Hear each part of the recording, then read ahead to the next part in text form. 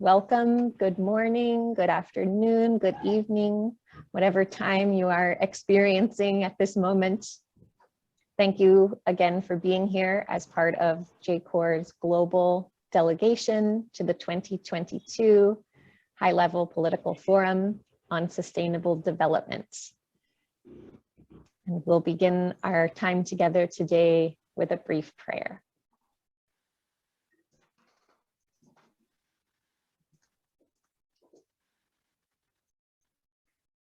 Gracious God, yours is the call in each one of us to give a voice to the voiceless, to speak out for those who cannot speak out for themselves, to be present in the places where they have no representation, and to walk alongside them, empowering them to speak. We carry our own burdens, but still you ignite a flame in each one of us to bear the burden of others, to advocate for human dignity, to serve the common good.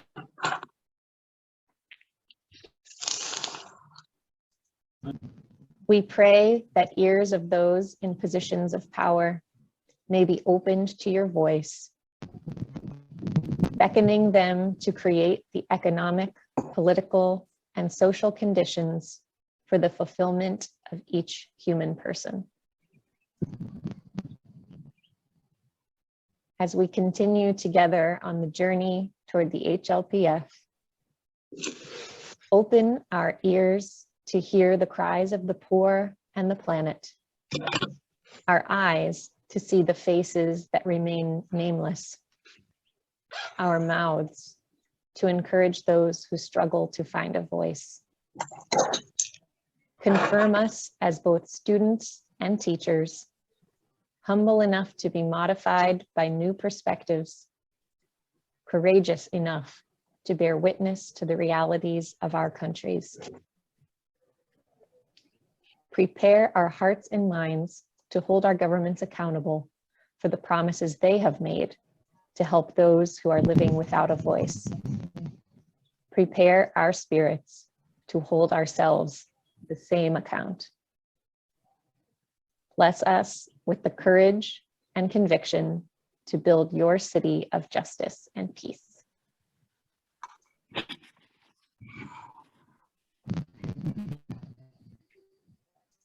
Amen. So once more, welcome to all. Thank you for being here.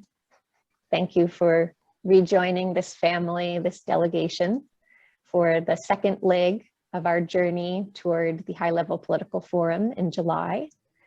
And today we will progress a bit from last month's call, in which we introduced the concept of the role of religious NGOs and the religious voice in the United Nations system, and the spiritual leadership that is required for the work that happens in this space that we like to think of as secular and political.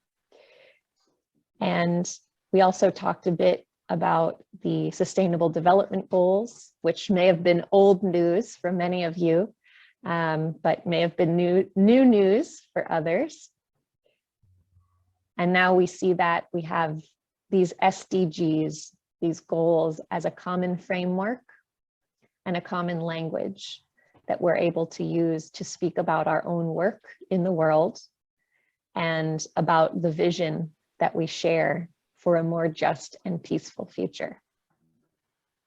And so today we're going to go from that very broad vision and that basic foundation and build to a bit more detailed information about the procedures of the High-Level Political Forum and how it is that we are able to participate in this opportunity to monitor our progress in achieving the SDGs, and how we can hold our governments accountable and ensure that we're really hearing the most complete story possible when we discuss our nation's progress toward the SDGs.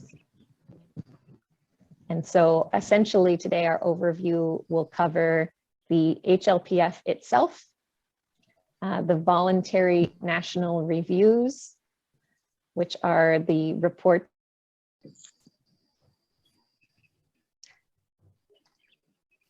Sorry about that, everyone. Lost my internet for a moment. Please share my screen. So I was saying we'll discuss the voluntary national reviews, which are the reports that are made to summarize progress and need for greater progress in each country in their attempt to achieve the SDGs. And we'll also talk about the ways that we as civil society, as those who are not government, are able to participate in this review process, as well as the very important work of implementing the goals that you all have been doing since far before the goals existed.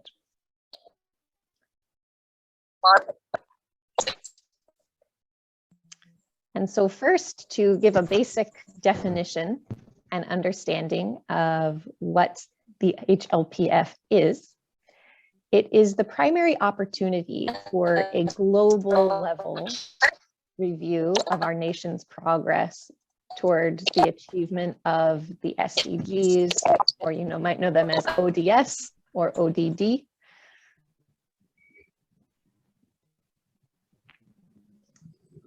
And this forum is held every year in New York in the month of July.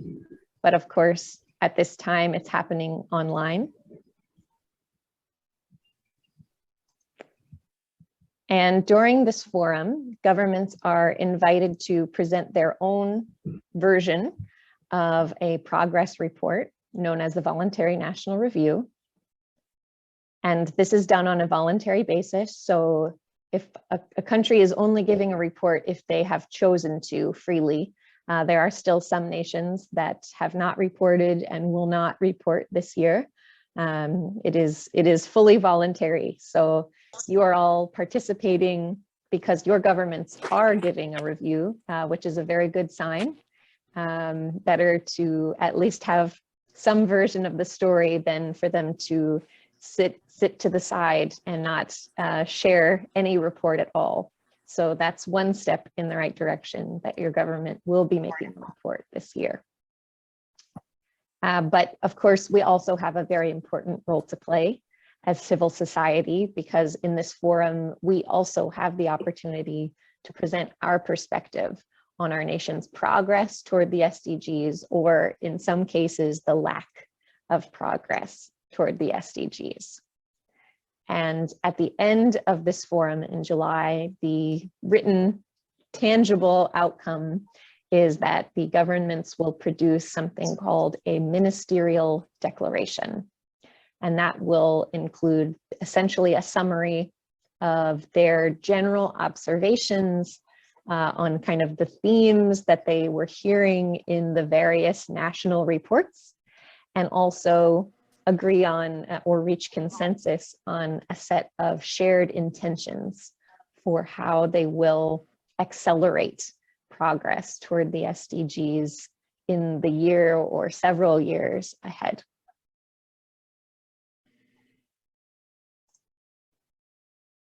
And each year, the HLPF selects a subset of that full agenda of 17 goals to be a focus or a theme for that year. And so this year, the subset of SDGs that we will be focusing on will be SDG 4 on quality education, 5 on gender equality, 14 on healthy aquatic ecosystems, 15 on healthy land ecosystems, and 17, which is actually included every year as an overarching goal that ties them all together. 17 is partnerships among governments, among government and civil society, between civil society organizations, and many types of civil society organizations. So essentially looking for ways that we can work together toward all of these goals. And of course, as an overarching theme of every conversation we've had for the last couple of years, there is also a thread of the COVID-19 pandemic that's also woven through these conversations and this forum.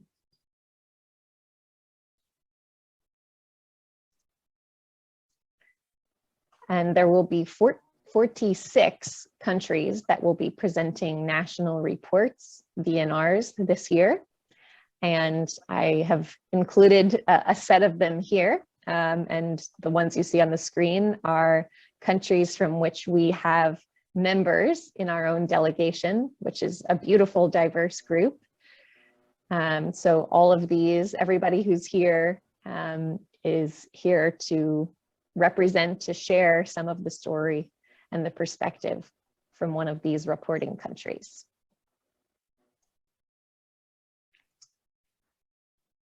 And it's important to kind of take a large view when thinking about what it is that we're doing at the HLPF. And that task I like to describe as writing the global narrative on SDG progress.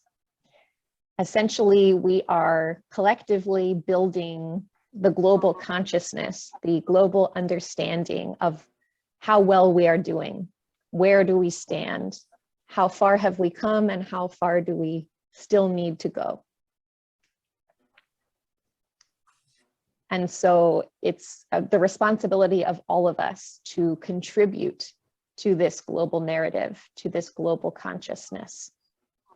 And fortunately, through the HLPF, we are given a channel, we are given an opportunity to have a voice and to contribute to that narrative. And you can see here that it's really a very diverse group of voices that do have the invitation and the chance to speak in one sense or another. So while you see over here, we have kind of a few subsets or categories of ministries and offices within national government. They, of course, are a very important piece of the narrative, and they do get to have the loudest voice and the most time to speak in the UN system. That is always the way. However, there is also this huge section over here of other stakeholders. And anywhere you see other stakeholders, that kind of includes us, the full diverse community of civil society institutions of every sort. And that includes NGOs, faith and religious groups and institutions, persons with disabilities, trade unions, academic institutions, the scientific and technological community, philanthropists, women, youth, farmers, migrants, business people. There's really a place for everyone to have a say in this process.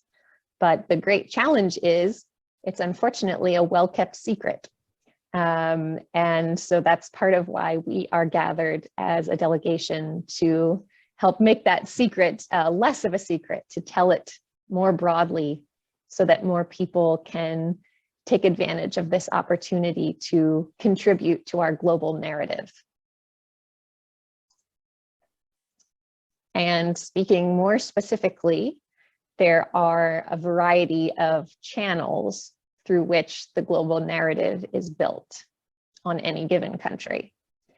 And of course, to the left, we have the voice of the government, which they'll express in the form of their VNR report. But as you can see, there's a whole host of other channels that are open to us as civil society. And so there are various ways that we can seize these opportunities and have a voice in the process. And I'll go through each of them one by one. Some of you may already have explored some of these options or attempted to register for some of these options. So when the time comes, I will ask you how your experience was for those who have attempted. But I'll go through one by one just to offer a little bit more detail about what these different opportunities look like. And they include participating in the Sustainable Development Forum that occurs within each region. And these are happening in the next couple of weeks in each of your regions, which is why in the flyer before this call, I encouraged you all to go to the websites for your individual regional forum and to attempt to register there to just see, what there was, what opportunity was there for you to participate, what the events would look like, what types of discussions they would be having. So I hope some of you have been able to take a look at that and perhaps have successfully registered, even if you're not able to fully attend several days of meetings. That's understandable. But just to register and to listen to any small piece of it that you can would be a valuable experience and a good moment to connect with other civil society organizations and members who are concerned about sustainable development. There's also a channel for independent reporting from many self-organized civil society networks within just about every country. There are some that don't quite have that infrastructure yet, but most have some form of a civil society network that is closely monitoring the SDGs. And so those will frequently submit a report of their own to complement the report made by the government. And there are also several ways that civil society gets organized as a whole through the UN system. And that little channel is called the Major Groups and Other Stakeholders. And some of those major groups were the ones listed inside that big brain graphic on the previous slide. And they all come together through one mechanism to have shared input into this forum. There's also an open consultation happening right now through the UN. So if you want to directly submit some of your words to this global narrative right into the UN system, that's an opportunity. And of course, there's also a chance to contribute to events that will be happening, live discussions and conversations happening during the forum itself, which you'll have the chance to participate in.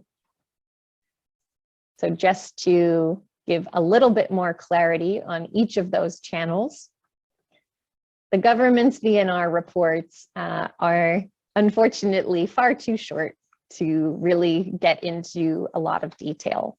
They're actually only given 10 to 15 minutes to make their presentation before the rest of the international community. They do tend to submit much lengthier and more detailed written reports to the UN system when making their VNR. But when it comes to the live discussion and interaction that happens during the HLPF, it's really just this small little window of 15 minutes if it's the first time that your country is submitting a report, and only 10 minutes if your country has submitted one in the past. And so given this short window, governments typically focus almost exclusively on the positive news and the strengths in their work toward the SDGs. And of course, this means they're leaving gaps in the story. And it also means that there's not very much time for input from civil society, although some governments do make an effort to bring perspectives of civil society into the government report. That's often not quite an inclusive process, and it does not exist in nearly every country. And so that's where our role comes in as civil society, to observe the way that the story is being told by the governments and then to see how we can fill the gaps in the story to help the world understand more clearly and more completely. And in that way, to hold our governments accountable for all of the SDGs, and to help the governments to serve them in a way by identifying good policies or programs that we are aware of that are already accelerating progress toward the SDGs, or that we know have the potential to accelerate progress toward the SDGs.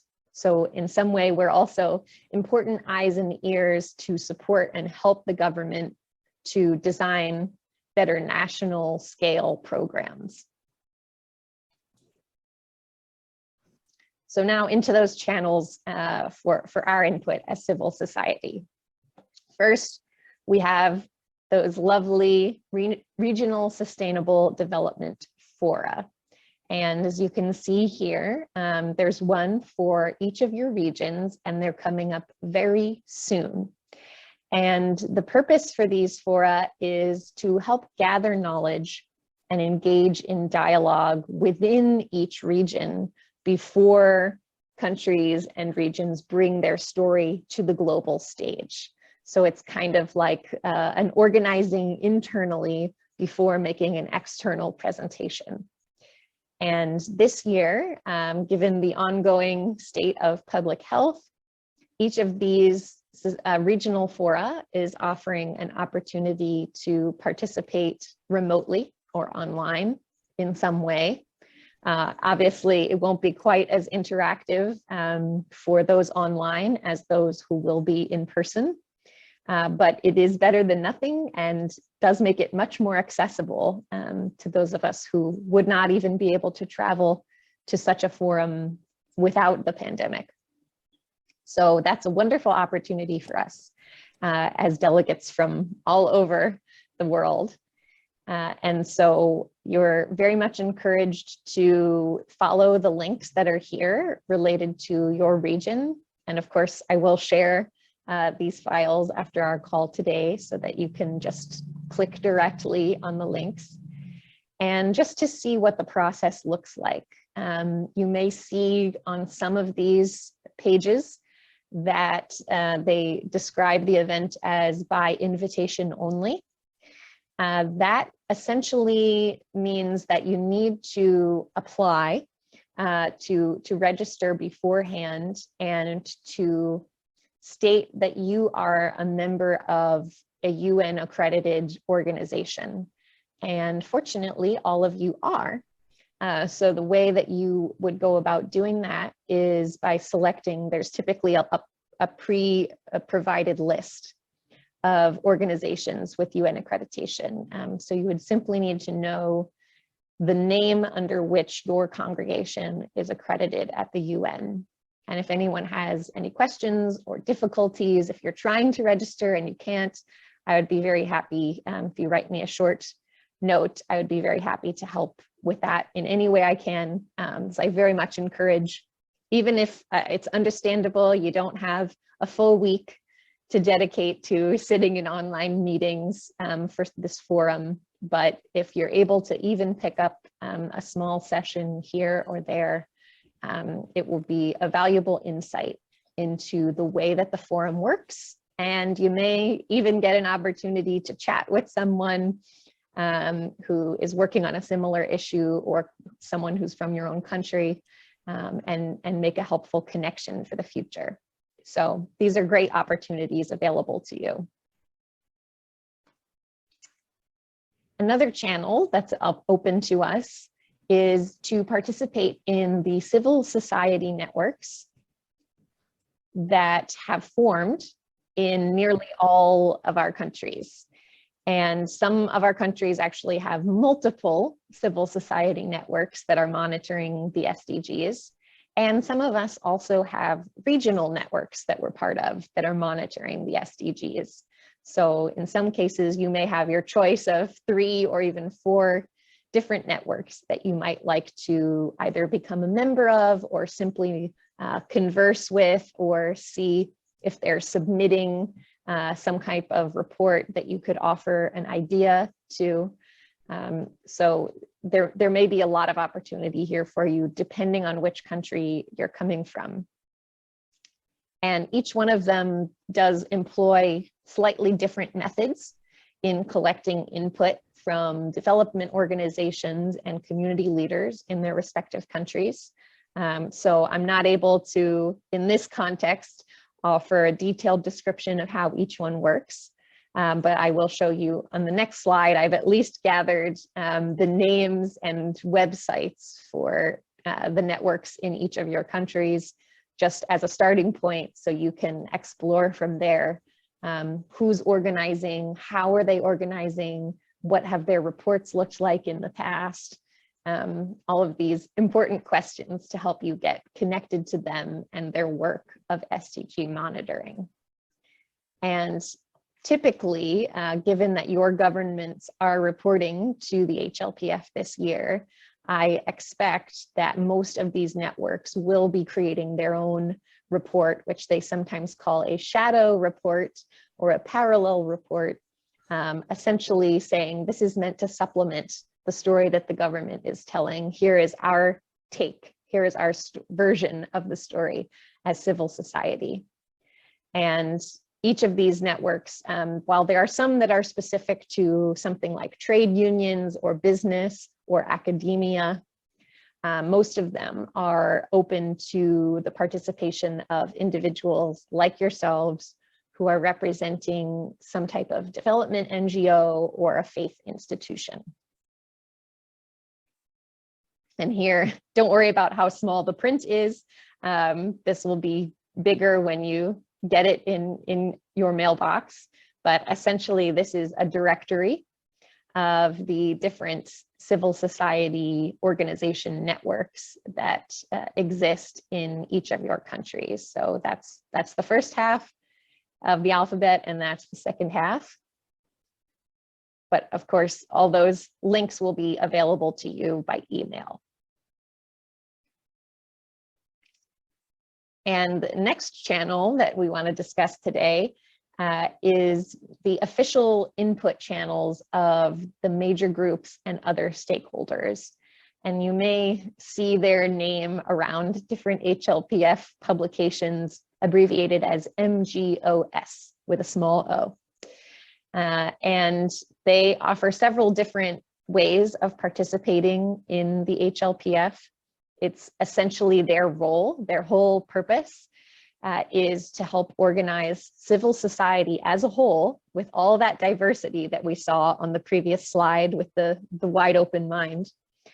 The NGOs organizes all of that input from all of those stakeholders and channels it into a few very small specific opportunities and pathways that are available to us to have a voice in the HLPF and in the monitoring of SDGs at large.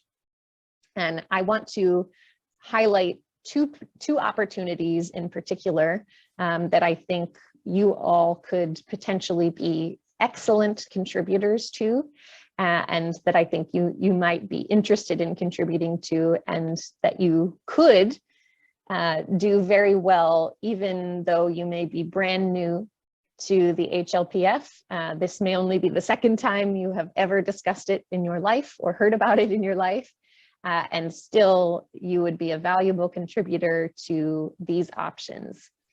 So the first is something called the position paper of the NGO major group, or NGOMG. And this paper is a detailed written statement that is submitted on behalf of the NGO community to the HLPF. And one is submitted every year by the community of NGOs. And it focuses on the SDGs that are the priority, the theme for this year. So that will be again 4, 5, 14, 15, and 17. And it's typically drafted over remotely, so by email collaboration between the months of February and May each year. And for this year, there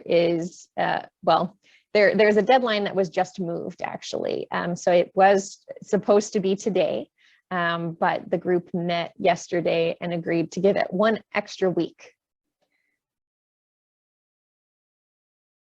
So you have, if you wish to contribute to this position paper and have your contributions in writing submitted to the HLPF, you have 1 more week to submit whatever ideas you would like to, whatever perspectives you might have on how well one of these 5 SDGs is being implemented in your country, or where it might not be, who isn't being reached by them, and to offer recommendations and suggestions about how they could be better implemented.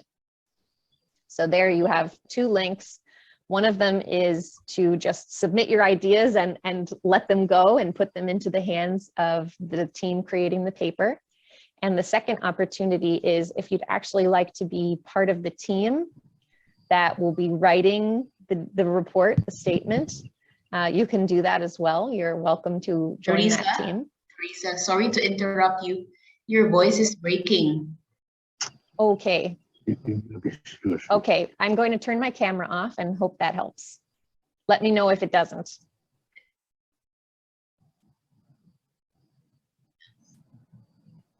Okay, I'm hoping that's better. Is it any clearer now? Yes, Teresa, the same problem with me. Your voice is breaking up, so I cannot fully comprehend the whole story. Thank you. Okay, sorry about that. I'm doing my best here. There's a bit of a, I don't know if it's the weather or if my internet just doesn't want to cooperate. But am I any clearer now? For now, yes. Okay. Yes, yes, yes. Okay, great. So let me back up just a little then. Oops. Okay, so I was speaking about the opportunities to be part of the major groups and other stakeholders' contributions to the forum. And that we can do by submitting ideas in writing and handing them over to the members of the group who will actually write the statement. But you're also invited, if you wish, to actually participate in writing the statement. So taking the ideas of a large community and bringing them together into what's all things considered a much shorter paper. I think it's about 1,000 words for each SDG, so not very long in the end.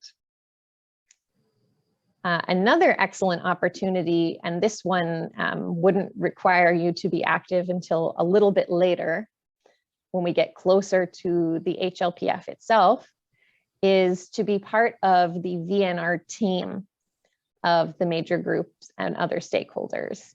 And that is a group that has the very exciting opportunity to listen to each government's VNR presentation. Specifically, you would just be listening to your own country's presentation. And afterward, to actually present a question, a follow-up question to the representative of your government. And in addition to presenting a question, this team also creates a written response to the government's VNR. So this is one of the only ways to really interact directly with your government in the context of the HLPF itself. So it's a very exciting opportunity, and I know they are still accepting expressions of interest in these teams. However, it is kind of an opportunity that's coming to an end soon. So it's already been extended from the end of January. So if you're interested in participating in this team, I suggest that you really respond and complete this form to express your interest by the middle of next week.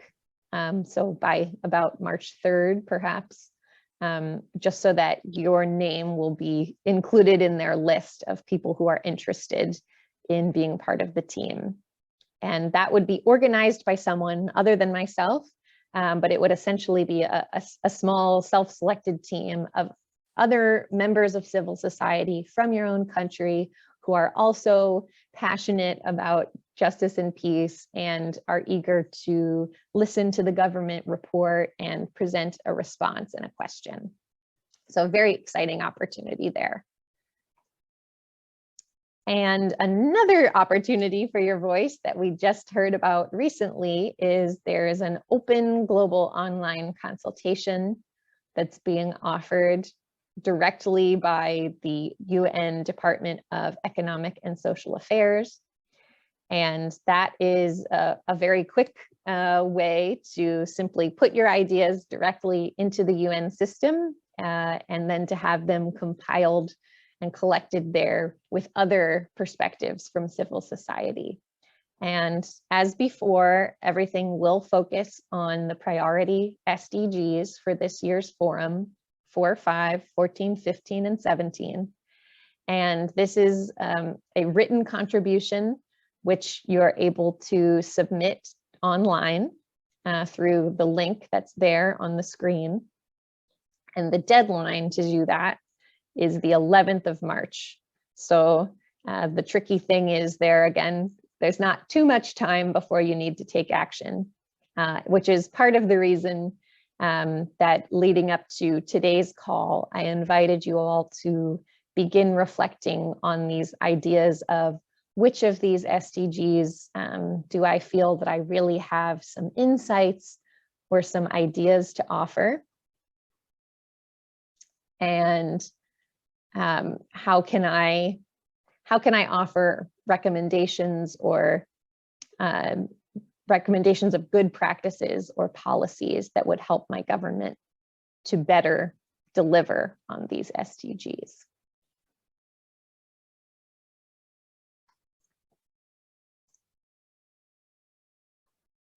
And finally, there will also be the opportunity to attend and participate in various events that will happen during the forum itself in July. And these will typically be panel discussions or other types of interactive dialogue that feature civil society perspectives on SDG progress. And one opportunity we know you will have for sure is the events that will constitute the Jcore Sdg Lab during the forum.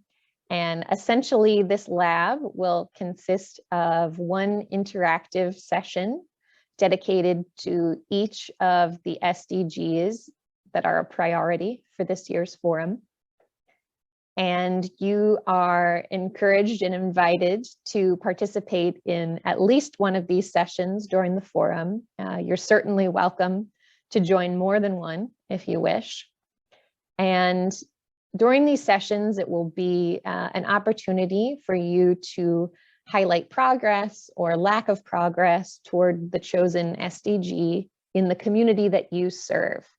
And that last phrase is very important because so much of the HLPF is about speaking at a very high level in very general terms, giving the very, very big picture. And in these conversations, what we hope to do is to make that picture a little bit smaller for the sake of better understanding of what good policies look like in practice in a local community or what failing policies look like in a local community.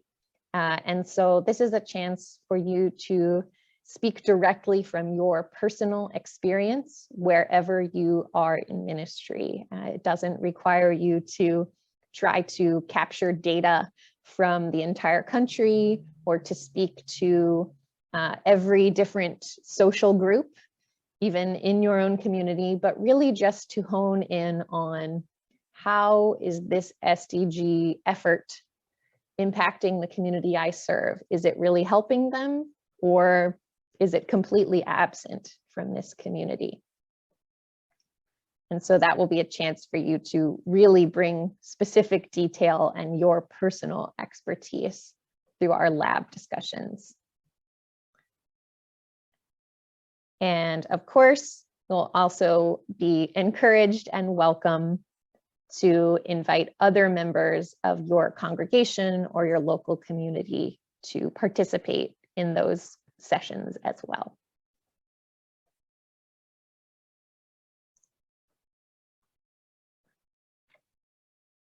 So I'm going to pause now, and recognizing I have just presented a monumental amount of information, I want to offer an opportunity for anyone to ask questions about the various opportunities that are available to you to participate in the HLPF as a member of civil society. And if my audio was too broken up at any part and I need to revisit something, please let me know. I would be happy to do that. And if you'd like to ask a question, you can, oh yes, you can raise your hand using the reactions button at the bottom of your screen, or you can, if you have your video on, you can just wave and raise your hand physically. And right now I see the hand of Sheila Smith. So Sheila, would you like to go ahead? Yes, Teresa, I went and checked those links for the regional meetings, and it looks like they're all in person. And you mentioned that there is going to be an online component. I didn't see that. Do you have to register to see that? I suspect you probably do have to register to see it because they do kind of like to keep do some gatekeeping in terms of who can participate in the regional forums. But I did check on the official, what they call modalities documents, meaning kind of the rules of how a meeting will be organized. And for each of them, from what I could read and what I could see, for each of them, it appeared that there is an opportunity for some participation online.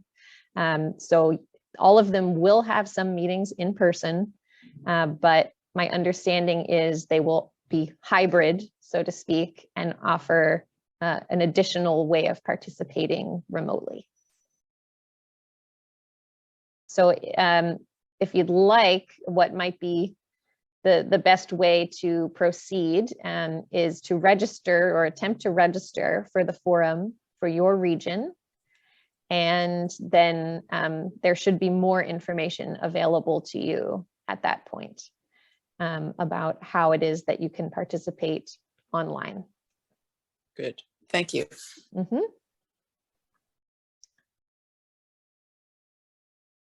Are there any other questions anyone would like to ask? Yes, Anne-Marie. Yeah, I just have a question about the NGO major group. Can you just explain who is part of that? And I know you explained a little bit how it works and how we can have input to it, but can you explain a little more about that? Absolutely, absolutely. So the major groups is kind of a funny name, but the major groups were organized actually long before the SDGs were adopted, and they were essentially meant to be major categories within civil society. And that set of categories has evolved over time. There were kind of like an original 9, I believe. But after they created those initial 9, which I included, of course, NGOs, the one that we're speaking of. It also included children and youth, included women, include farmers and agriculture, academia, the scientific and technological community, and business. I believe there were a couple more too, But over time, of course, as we tend to do, we realized that the community of civil society is really quite complex and diverse. And for that reason, we recognized over time a need for additional groupings, additional categories. And so that was where we came up with the phrase, and other stakeholders. So now we have the original 9 groups, and we also have the other stakeholders. And essentially the NGO major group is that original category grouping. Each of these groups, they're self-organized, so they're not run by anybody in the UN. They have a chair or a steering committee that they select from within the group. And essentially their purpose is just to help us get organized ourselves as civil society without kind of the hand of the UN or the hand of government getting involved. And one of the primary tasks, while they do tend to, these groups meet all year and they do a lot of information sharing just to help members of the NGO community become aware of different events and opportunities at the UN. One of their main functions is really to organize their group of civil society for the specific purpose of participating in this HLPF. So a lot of their work is dedicated to year-round preparation for the HLPF. And so the NGO major group is simply the group within civil society that identifies as NGOs, and it's self-selected. Any NGO can participate in it. It's a very kind of open door, welcoming group, and anyone can be part of it if they wish. And how does one become part of that? Is there a particular? The primary way is really first to get on their mailing list if you wish, and Okay. they have monthly meetings, which have been online, though in the past they were in person in New York. And I assume they will one day be in person in New York again. But they meet every month to help get organized. And if anyone is interested in being on that list, I am happy to help get you signed up for it so that you can start receiving updates and invitations.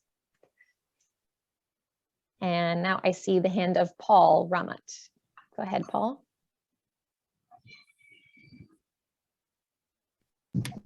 Yeah, good morning, everyone. Thank you, Teresa, for your informative sessions. I wonder if JCoR participate or organize some events or 1-2 ways, as you mentioned in your presentations. If so, what can our members on the ground, especially the countries in this year as the VNR, contribute for this process organized by JCoR? Thank you.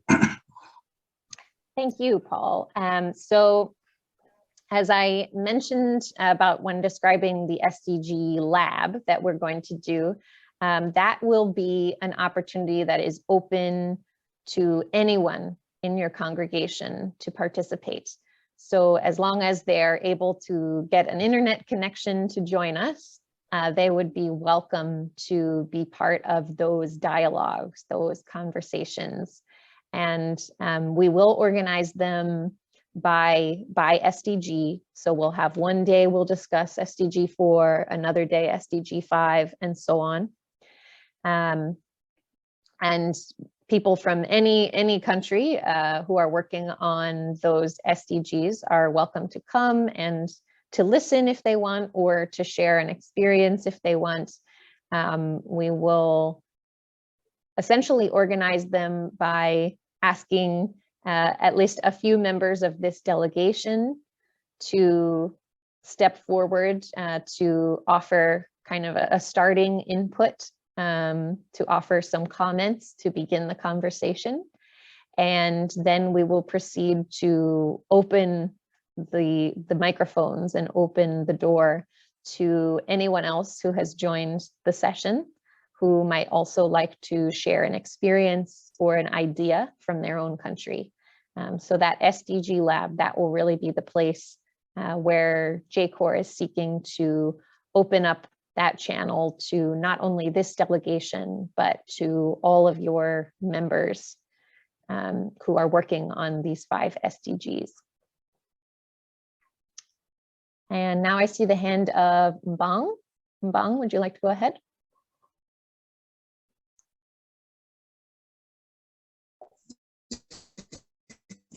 Good afternoon.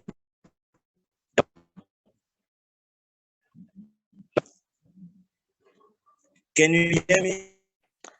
It's quite broken up, but perhaps if you also turn off your camera, we might do better.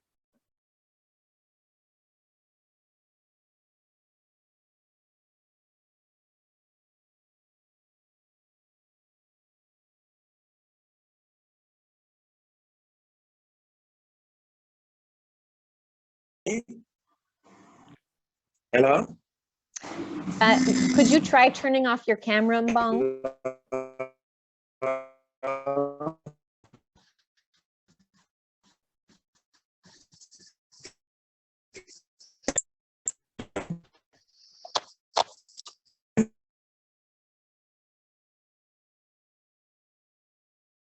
Oh, and I think he dropped off altogether. Okay, so what we'll do, hopefully he'll return. But for now, we'll go to Arinor. Yes, thank you, thank you. Can you hear me? Yes, we hear you. Okay. My point is more on the security.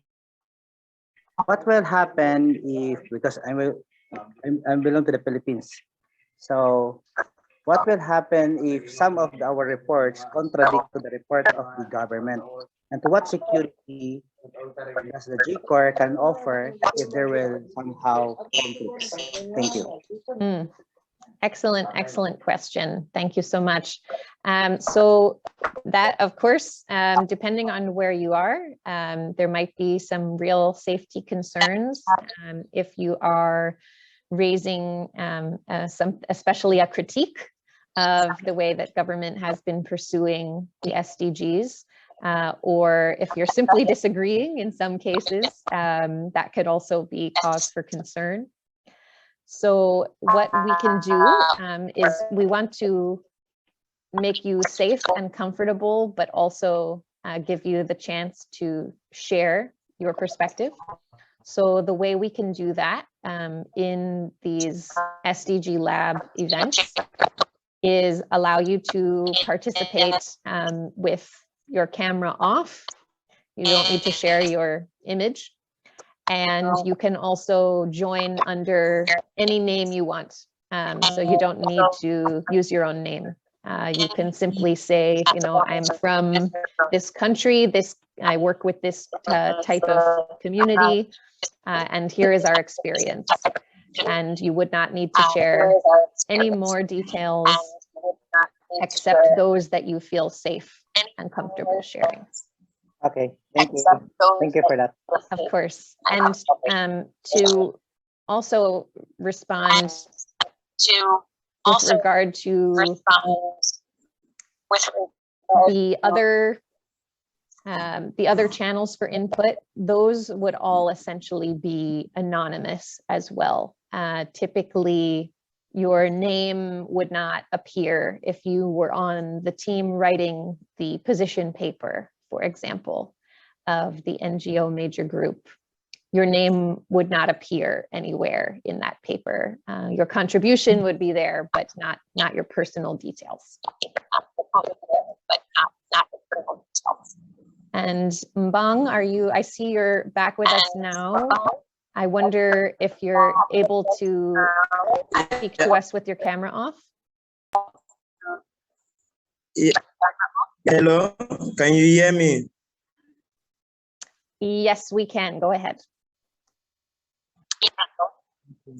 Thank you very much for today's session.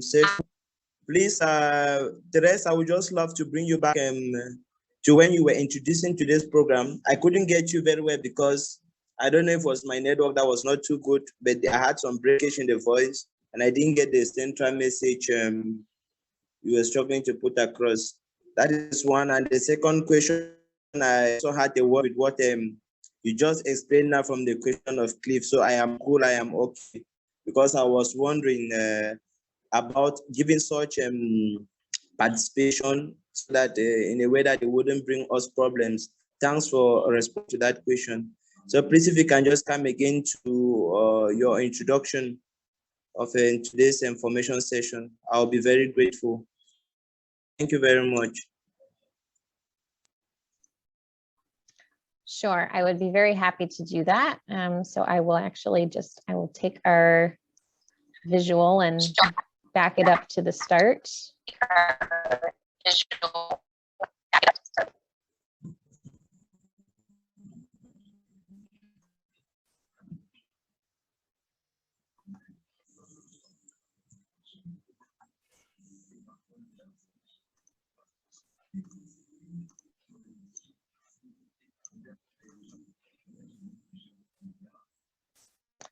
Okay, so essentially the beginning introduction was we are preparing together for this UN forum known as the High Level Political Forum on Sustainable Development.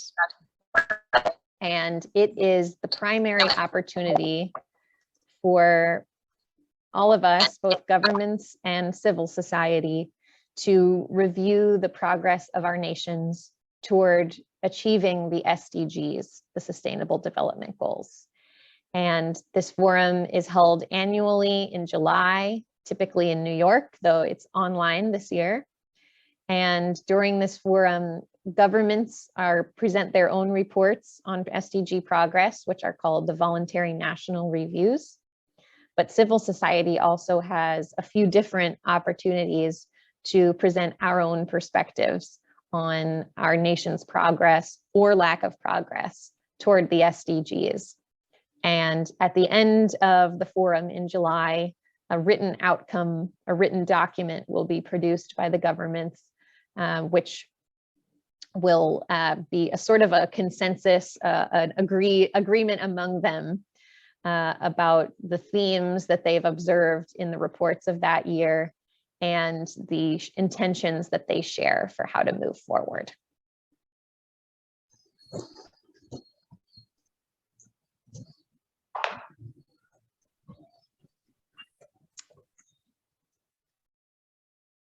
And I see there's a question, another question related to security, saying, how can we be certain that people joining within the circle of our country during the HLPF regional interaction aren't kind of a sort of spies or infiltrated? So within the regional forum, typically the regional forum will include members of both government and civil society. So anytime you're in a session of either the regional forum or even the international forum, you can assume and should assume that there may be members of government present in any of those calls. And for the most part, this is a good thing because, of course, it is helpful for us to have conversations among ourselves as civil society. But at the end of the day, it's even more important that our ideas are heard by government. That is the ideal. So if in any situation you feel that there may be some concern for your safety in sharing what you need or want to share, I would suggest that you contribute without a camera, and you can use even an abbreviated version of your name if you want, like maybe only put your first name, for example, because you can assume both in the regional forum and the global forum that there may be representatives of government present. So if if what you're sharing is sensitive in some way, then the best thing to do is just to participate in a sense as anonymously as you feel you need to be safe. That being said, though, there is, you know, it is the mission, it is the purpose of these meetings to have an exchange, and you may be even surprised and refreshed to find that when a government representative attends a meeting of this sort, that they are attending for the purpose of hearing different ideas. And so they may be more receptive than you anticipate they will be. Are there any other questions anyone would like to ask?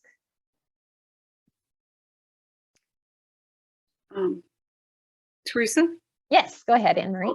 I just, in this conversation, I just received something yesterday from NGO CSW, and they're doing a webinar on these security issues and, you know, fear of retaliation and whatnot. And it's on March 3rd. I could send the information if you want to share it. It's in the context of CSW, but it might be helpful for people too. Excellent. Yes, I would appreciate that, Anne-Marie. So Anne-Marie will share the details of a webinar that's being offered on the subject of security in international meetings of this type. And I will share that with all of you in one of our follow-up emails from today. So if you are interested in learning more on that subject and how you can be safe, it sounds like that webinar will be happening on March 3rd. So I will share that information with you if you're interested.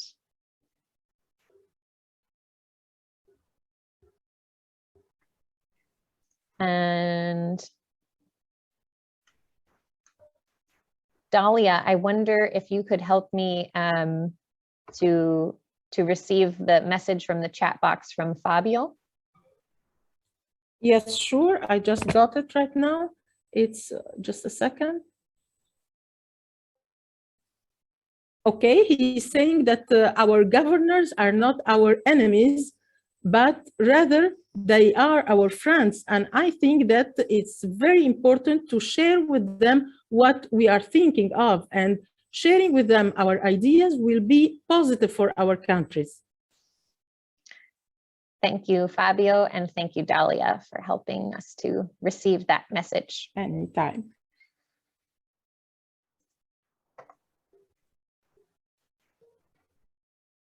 Are there any other questions or comments that anyone would like to share?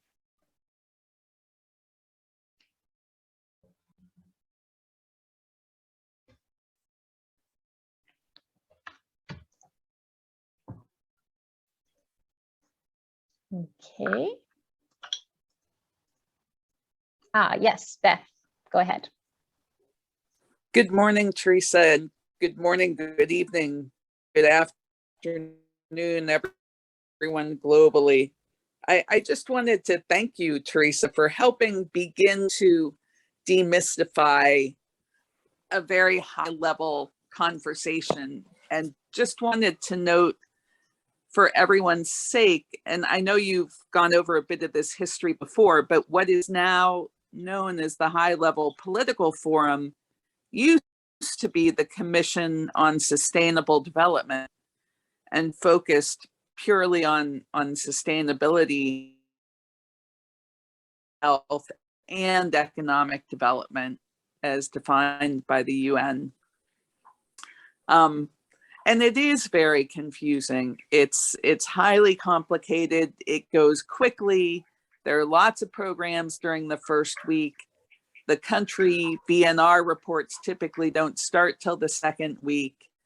And like all of the UN commissions, it's a rush, right? And so I'm just so grateful to JCoR that you're going to do these SDG labs that will help demystify things and help us break down how each of these sustainable development goals relate to daily needs within congregations for more information about educational pedagogy, for more access to learning about sustainable and regenerative agriculture, for more access linking basic skills with economic development and new ways to define economy that are not colonialist and oppressive.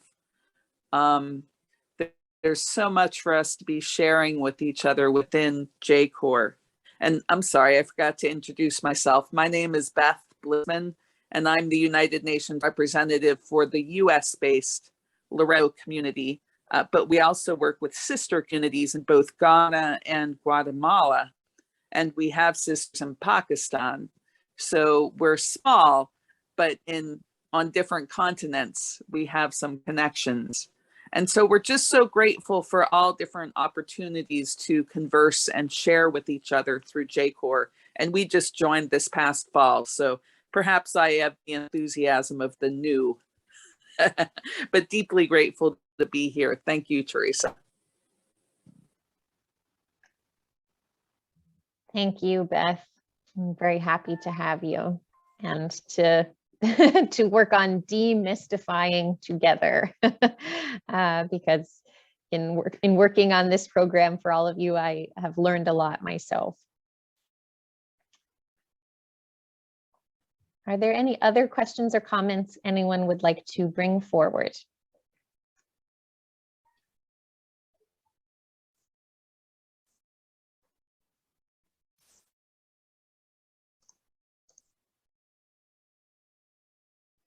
Winifred, go ahead. Teresa, thank you very much. Oh, you do such a marvelous job, such a comprehensive overview in simple language. So thank you sincerely for that.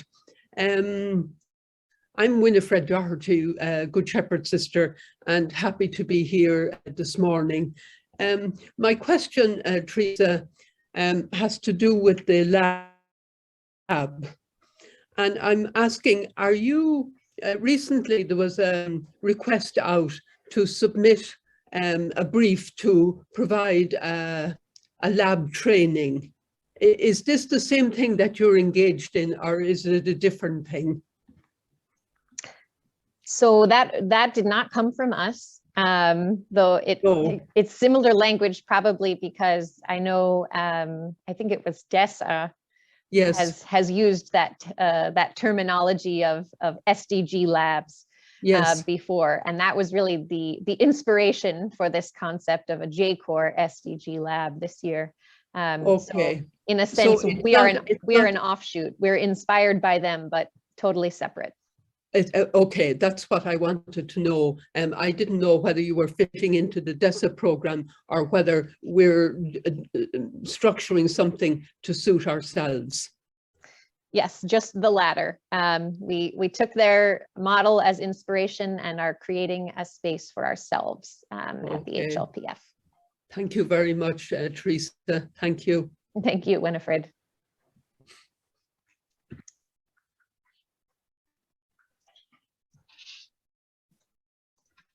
Are there any other questions or comments anyone would like to raise?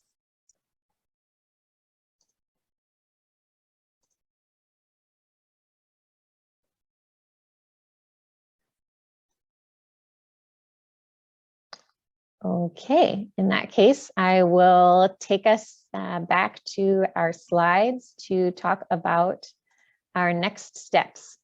And I know I've already given a list of many next steps, but just to summarize them as we go forward from this call together. We will not meet again on a call in this way until April 22nd. And so there are many activities which I invite and encourage you to undertake between now and then. And before I list them again, I want to remind you that I am here to support you and to answer any questions that you might have. to help you work around any obstacles you might encounter. So if any of these become too challenging or overwhelming, please don't face them alone. Please come to me and allow me to walk through it with you so that we can all have the most positive experience and participate as effectively as possible.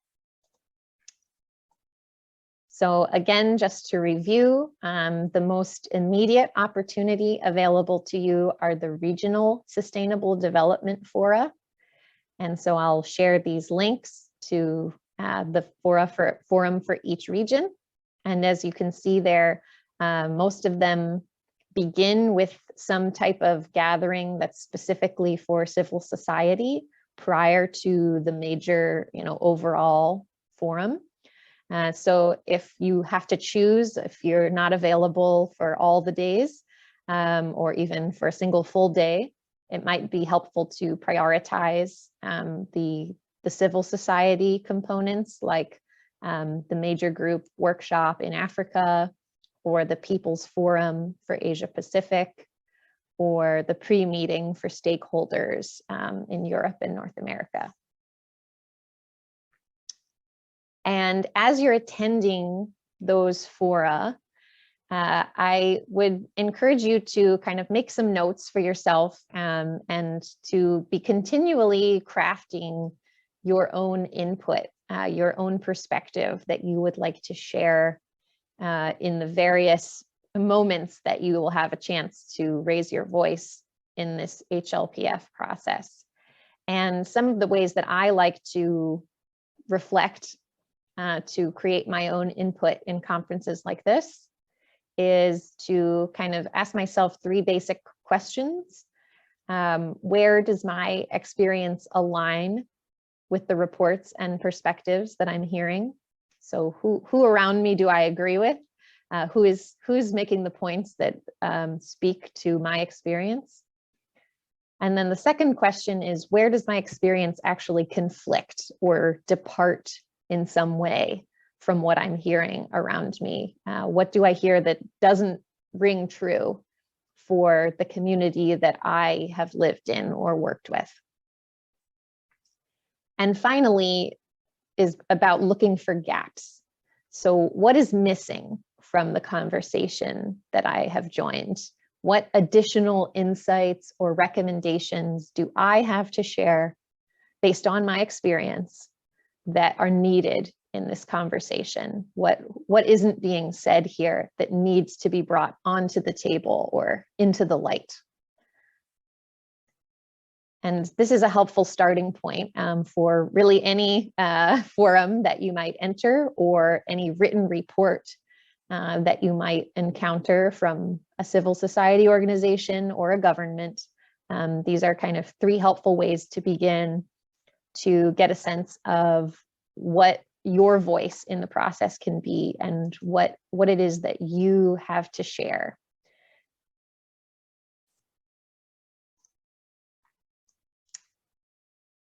And again, we have these invitations from the major groups and other stakeholders, one of which is to join the VNR team, which will ask questions and present joint responses to each government's VNR. So if you want to interact directly with your government in some way during the forum, I encourage you to complete and submit the form that's linked here by the 3rd of March to join the team for your country. And that's also a great way to meet other members of civil society in your country as well, because they'll also be convening for that purpose. And another opportunity through these groups is if you'd like to contribute some ideas in writing to the position paper that will be submitted by the NGO major group, you're invited to submit that content between now and next Friday, March 4th. And if you're interested in helping to draft that paper, you can also sign up to be part of that team between now and March 4th. And here I have also the links if you would like to submit ideas directly to the UN's Open Civil Society Consultation, without kind of any intermediary, without kind of organizing with other groups, but just to directly submit your own ideas. You can do that through these links. And if you'd like some guidance on what to write in these reports, you can actually read what other people have submitted as well. So if you're looking for some examples or some ideas to get you started, there's a link there for each of the SDGs, so you can read what other members of civil society have reported. And again, the deadline for that is March 11th. And I also encourage you in this next month and a half to attempt to make contact in some way with a civil society network that's monitoring SDGs in your country. And as I mentioned earlier, for some of you, you may have many options to choose from. For others, you may have little to choose from. But I've attempted to gather the strongest possibilities here for you.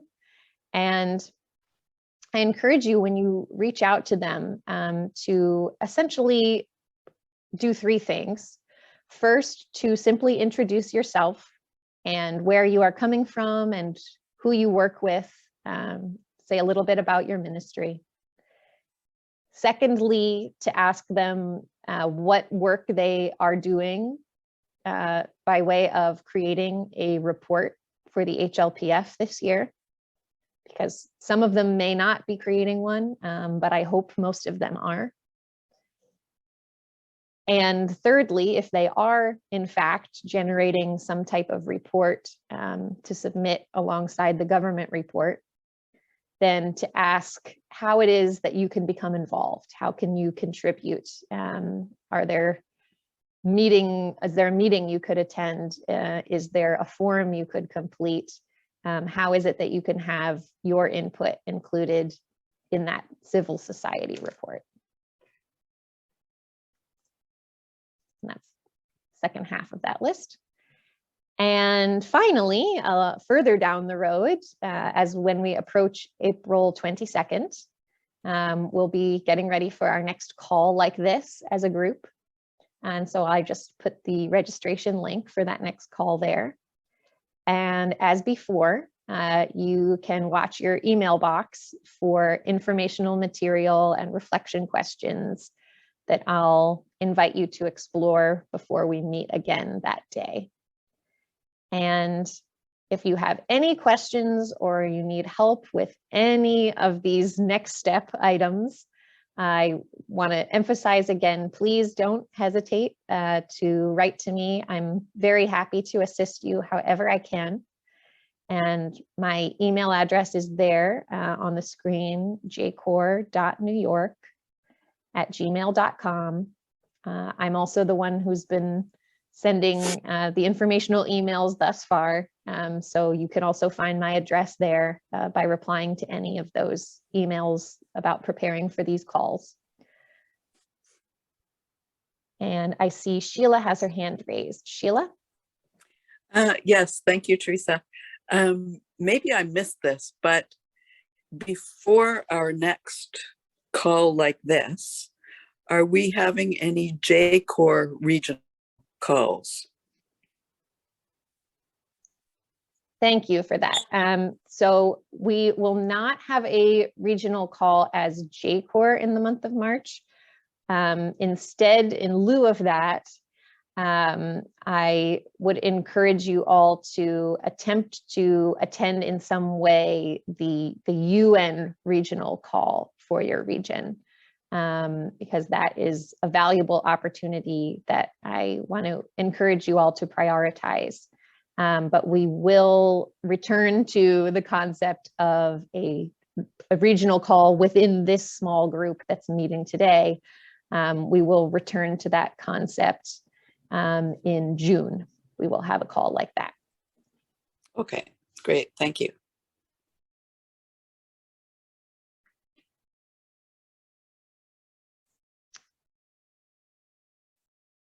Are there any other questions or comments from anyone about any of the nice menu of opportunities that we have before us? Yes, I see Fabio. Fabio, please go ahead.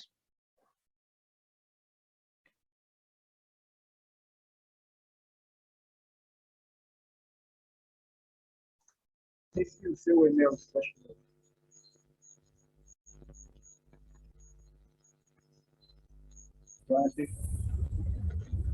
Sim, gostaria de saber.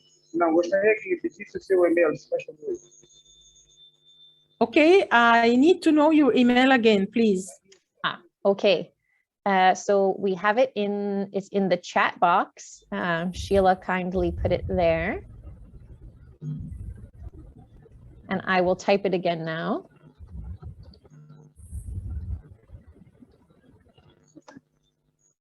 Obrigado. And I will also write to you later today, or hopefully today, with the presentation. So all of the slides that I shared today, I will send to you, and I will send versions in all 4 languages. But again, I will apologize that that the Spanish, French, and Portuguese will be automatic translations. So there may be some obvious flaws to those reading those versions. So I apologize now. And if there's any confusion related to that, I'm happy to clarify that again by email.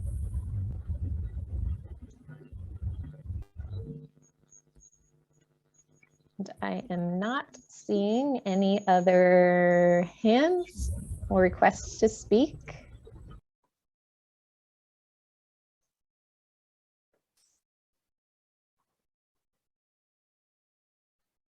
So in that case, I think I will call us to a close for today. I'm going to dare to turn my camera back on and hope it does not fail us. Just so I can be more human, to thank you all once again for being here and being part of the delegation, for walking on this long UN journey with us. And I look forward to continuing to work with you, and in future calls, I promise to do less of the talking and to learn more from you and begin to really hear more of your perspectives and your experiences, which are the real reason that we're all together. It's to bring those ideas and perspectives into the HLPF conversation. So I am very much looking forward to that, and am very grateful to you all for taking the time from probably 10 other ministries that you're responsible for to participate in this process. It's extremely valuable, and I know I speak for all of your UN representatives when I say that your experiences and your input are really the foundation that justifies our presence at the United Nations. So we thank you for being active members and participants in the process. And I wish you all a good rest of your day or evening. And I'll be writing to you very soon. Thank you all. Good night. God bless. Good night, everyone. Thank you so much, Teresa. So helpful. Thank you, Teresa. Thank you very much to everybody. Thank you. God bless. Bye.